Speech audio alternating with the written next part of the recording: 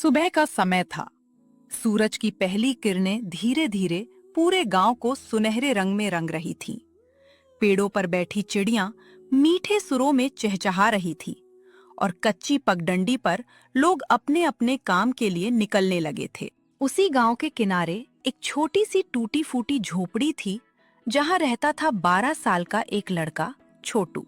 छोटू के पास ना अच्छे कपड़े थे, ना खिलौने, ना ही पढ़ने के लिए कोई बड़ा स्कूल। लेकिन उसके पास एक ऐसी चीज थी जो बहुत कम लोगों के पास होती है, मेहनत करने का हौसला और कभी हार ना मानने का जज्बा। उसके साथ उसकी बूढ़ी दादी रहती थी।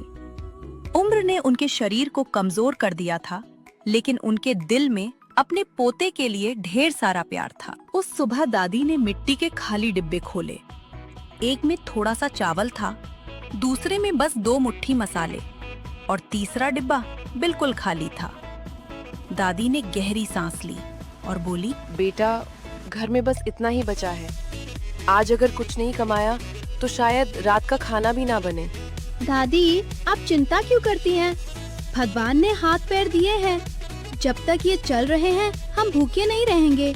तू हमेशा मुझे हिम्मत देता है बेटा। छोटू रोज गांव की दुकानों पर काम मांगने जाता था। कोई कहता अभी काम नहीं है, कोई कहता तू अभी छोटा है, और कोई उसे बिना बात डांट कर भगा देता। लेकिन उस दिन छोटू ने तय कर लिया कि अब वो किसी से नौकरी नहीं मांगेगा, वो अपना काम शुरू करेगा। रास्ते में चलते चलते उसकी नजर एक पुराने ठेले पर पड़ी, जो कई महीनों से धूल खा रहा था। उसकी आंखों में चमक आ गई और वह सोचता है, अगर ये ठेला ठीक हो जाए तो मैं इस पर खाना बेच सकता हूँ।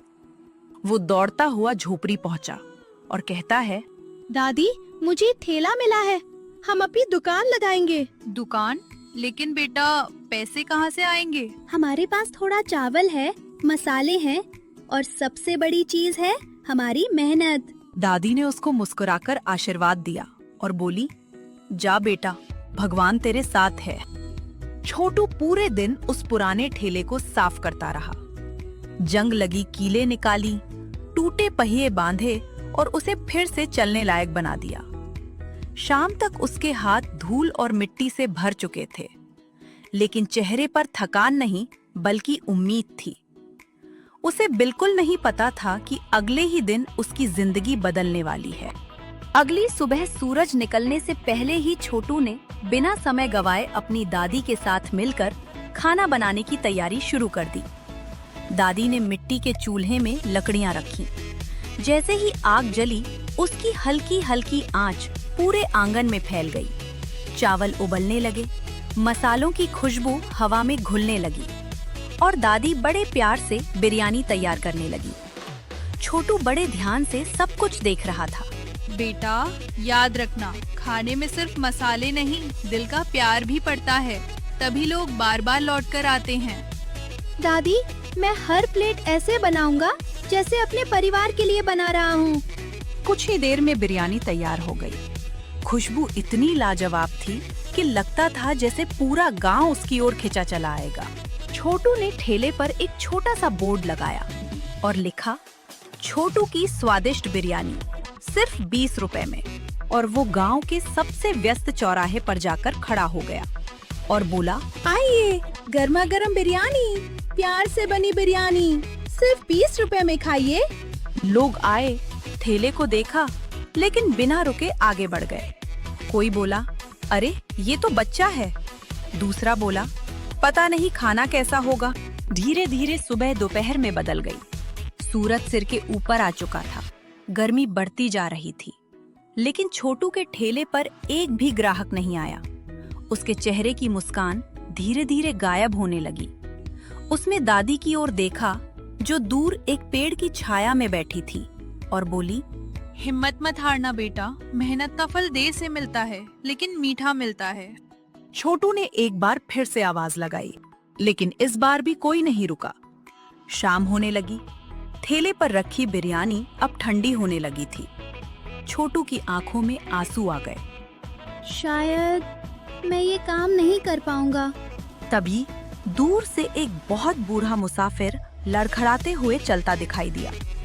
उसके कपड़े फटे हुए थे, चेहरा थका हुआ था और ऐसा लग रहा था जैसे उसने कई दिनों से कुछ नहीं खाया।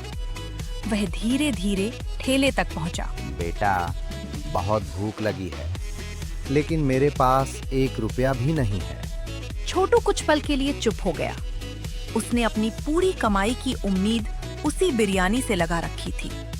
अगर वो मुफ्त में दे देता तो आज घर में खाने के लिए कुछ भी नहीं बचता।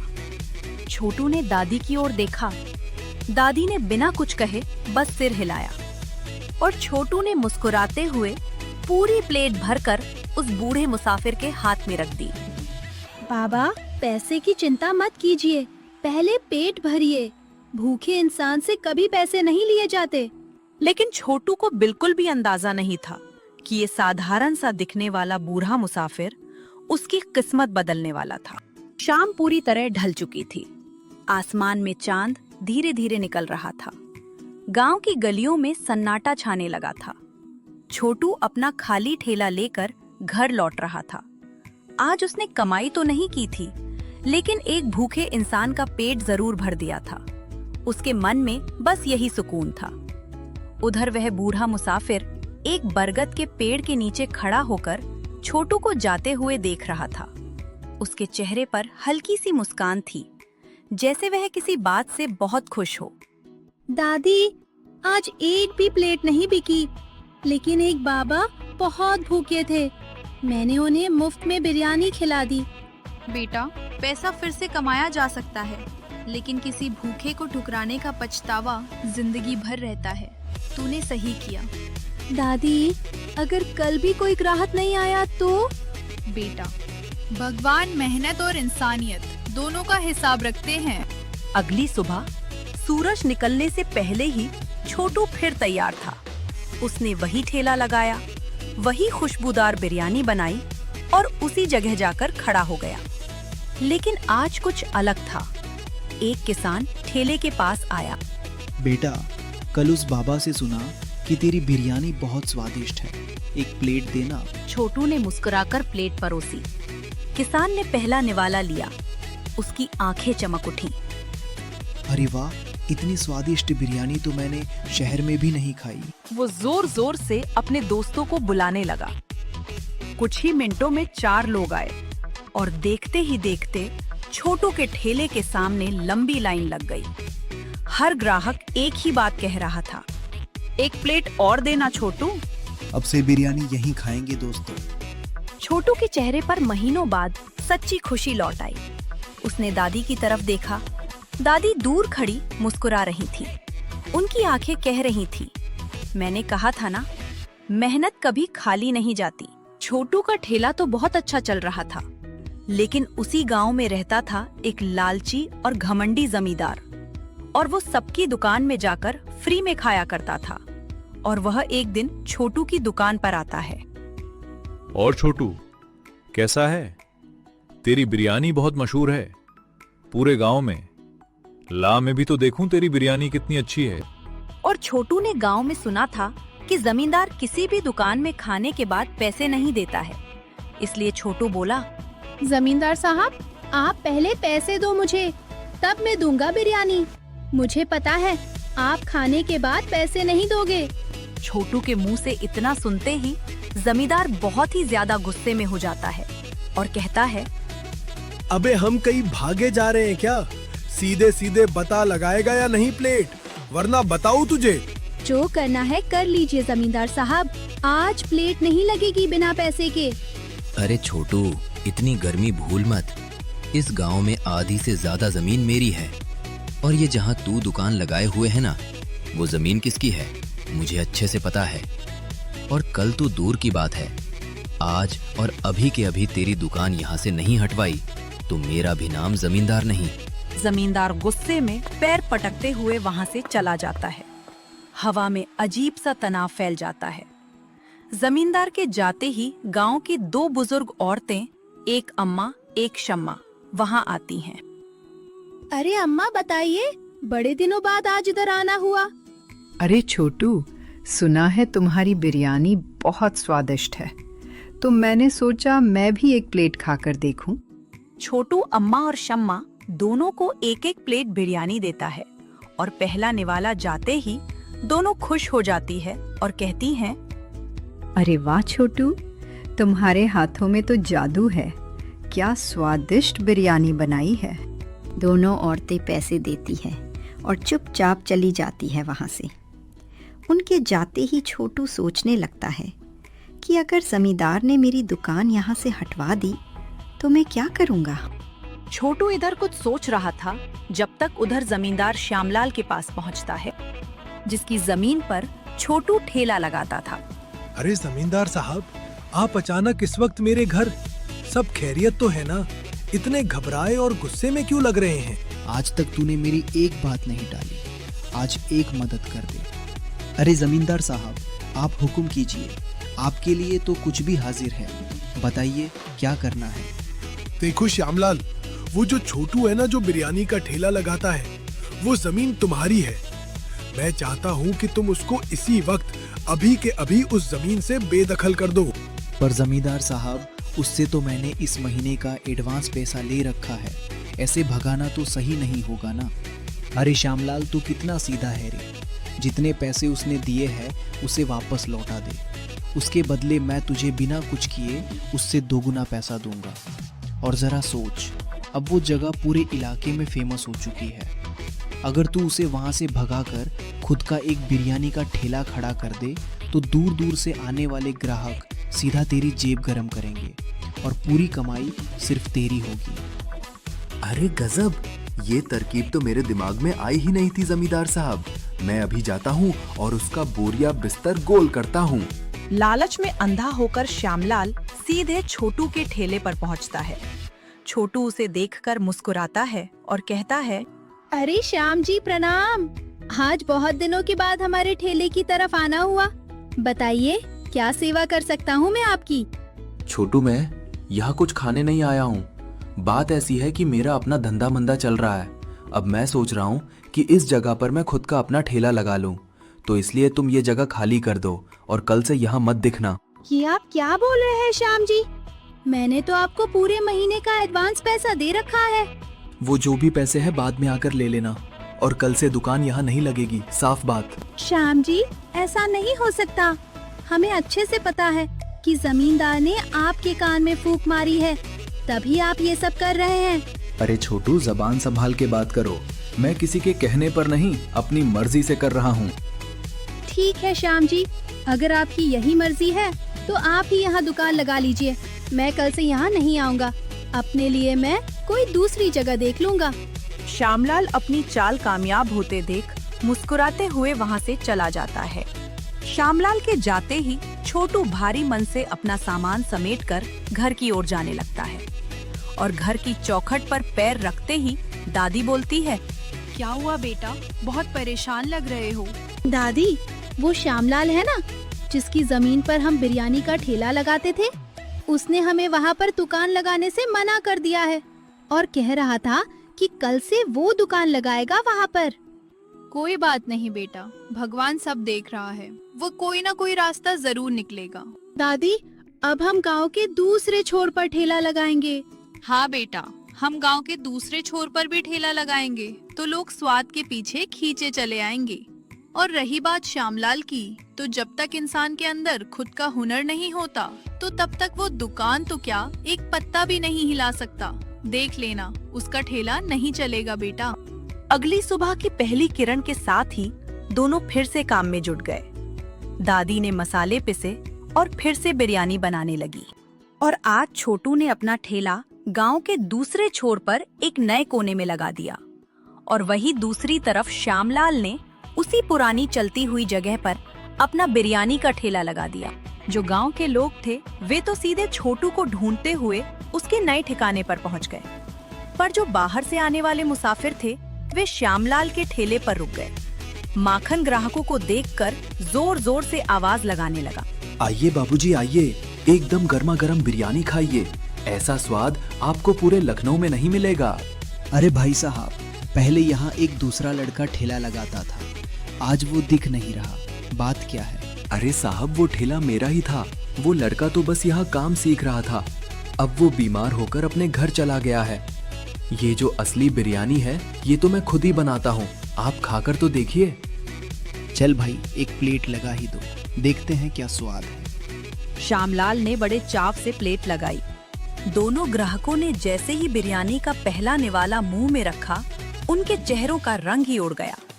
उन्होंने तुरंत थूक दिया। छी छी, ये क्या बकवास चीज बनाई है बे। ऐसी घटिया और बेस्वाद बिरयानी मैंने आज तक नहीं खाई। अरे भाई साहब, शायद आज आपका मन ही ठीक नहीं होगा। मन हमारा नहीं, तेरी इस बकवास बिरयानी का खराब है। मन तो कर रहा है 1 रुपया भी ना दूं। पकड़ अपने पैसे और चलो भाई यहाँ से। गांव में किसी से पूछते हैं कि वो किशन अपना ठेला कहाँ लग रहा है। दिमाग खराब कर दिया। माखन के ठेले पर सन्नाटा पसर गया था। पूरे दिन में सिर्फ वो 2 ग्राहक आए थे, वो भी थूक कर चले गए।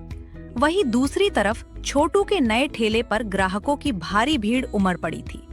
छोटू को अपने हुनर पर पूरा भरोसा था और श्यामलाल अपने खाली ठेले पर बैठा गुस्से और पछतावे में जल रहा था। अरे यार, मैं भी कितना बड़ा बेवकूफ हूँ। उस जमींदार के बहकावे में आकर बिना सोचे समझे ठेला खोल लिया। ऊपर से बदनामी हुई, सो अलग पैसा और डूब गया। श्यामलाल अभी सोच ही रहा था कि जमींदार चोर कदमों से चलकर ठेले पर पहुंचता है। अरे श्यामलाल भाई, क्या हुआ? चेहरा इतना उतरा हुआ काहे है? चेहरा उतरेगा नहीं तो क्या चमकेगा जमींदार साहब। सुबह से सिर्फ 2 ग्राहक आए और वो भी मुंह पर तमाचा मारकर चले गए। मैं तो बर्बाद हो गया। इतना सारा पैसा लगाकर दुकान खोली और 1 पैसे की वो नहीं हुई। अरे भाई श्यामलाल, थोड़ा दिमाग से काम लो। जब बाजार में कोई नया खिलाड़ी उतरता है ना, तो उसे सबसे पहले अपने दाम गिराने पड़ते हैं। रेट कम करो, जनता अपने आप भागेगी।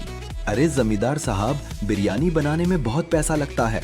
अगर दम कम कर दूंगा तो घाटा कहाँ से पूरा करूंगा। गांव वाले वैसे भी कम पैसा देते हैं। अरे उसका जुगाड़ है। मेरे पास बाजार में मेरे एक दोस्त की बिरयानी की दुकान है। उसके पास जितने भी खराब और सड़े गले चावल आएंगे, वो सब मैं तुझे एकदम कोड़ियों के दाम में दिलवा दूंगा। फिर तू आधे दाम में बेचना, कोई नुकसान नहीं होगा।